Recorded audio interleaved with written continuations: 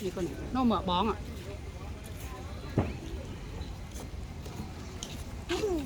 Cái giờ bài kia, cái giờ món nè.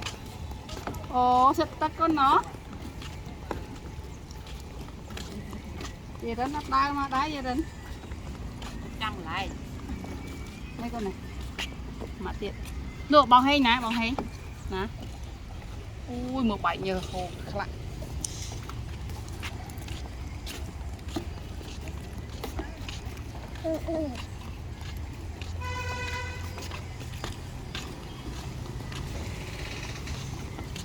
Cái này lại như thường trắng lối nữa.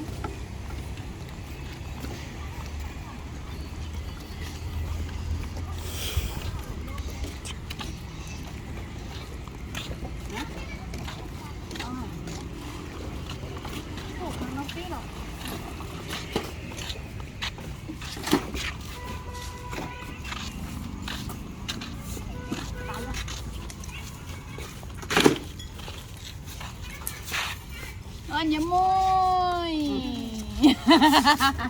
Nhà môi mát mát. nhà môi bàn mát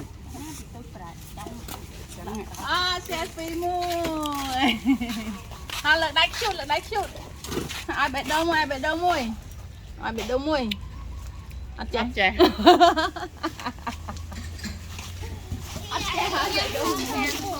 không đây nó kìa lên nè cái cây mau chụp bỏ có này vô lên mà nè thôi nhé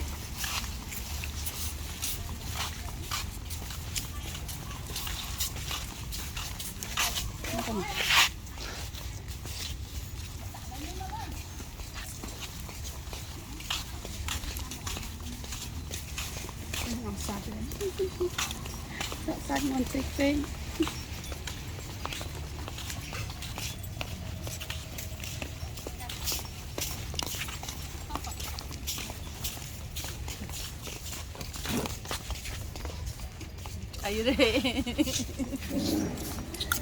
ai đây ôn ô lại đường chiều ngất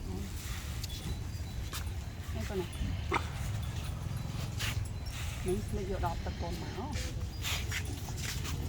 ngọt hồng nè bằng hỉ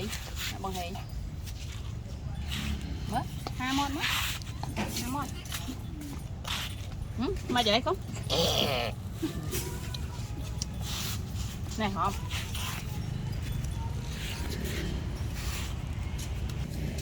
chuột ơi cái chuột men ơi chuột mới tiền ui mười là hồi bạn sọt lại cái chuột mới tiền chết thiệt đánh chuột thiệt nè mặt xanh ổn này con này mà y bỏ đấy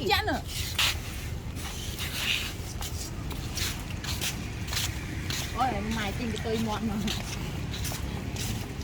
Tươi mọn.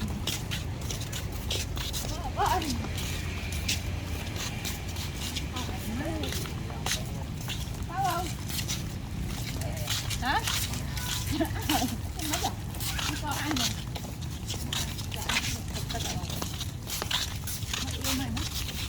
Yêu này. Còn lối này.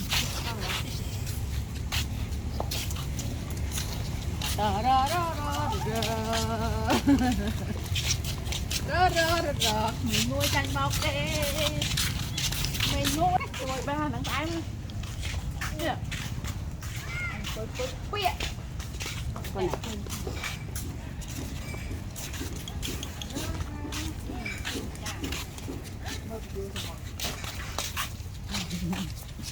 em tiêu được cái này chứ em tiêu một cái này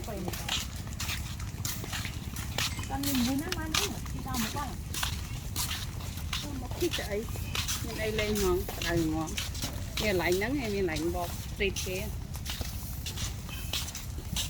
chọc ấy ở hết con ở hết lời tới bọt ráo bọt ráo cho thả rơi sọc